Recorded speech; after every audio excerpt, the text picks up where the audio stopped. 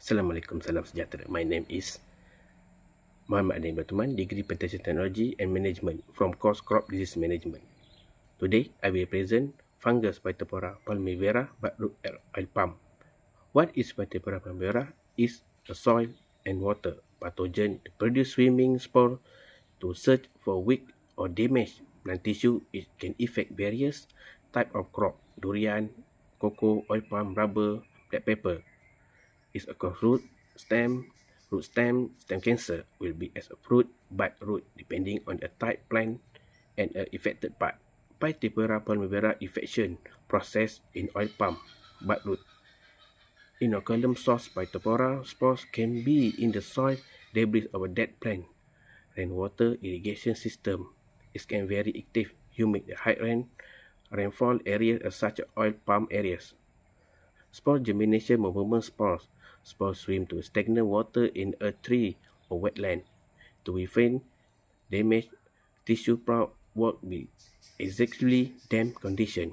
Penetration infection, the spores enter the tree tissue through lenticel, stoma, or physical wood. Pathogen produce digestive enzyme and toxic and slough plant tissue.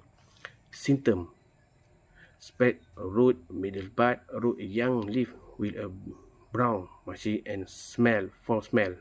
With a weak decay, the tissue split a base from the tree trunk.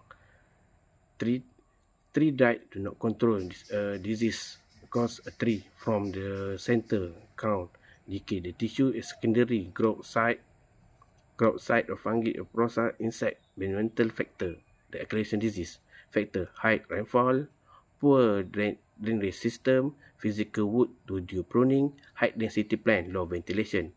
Step of control: general clean pruning dead leaf and lower crown.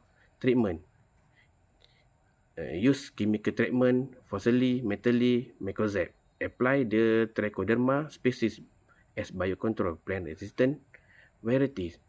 Good drainage system to avoid waterlogging. Early surveillance and quick action to early symptom. Conclusion: oil palm root disease indeed cause the same pathogen as a durian, cocoa, namely Phytophthora palmivera, may affect the different part and species according.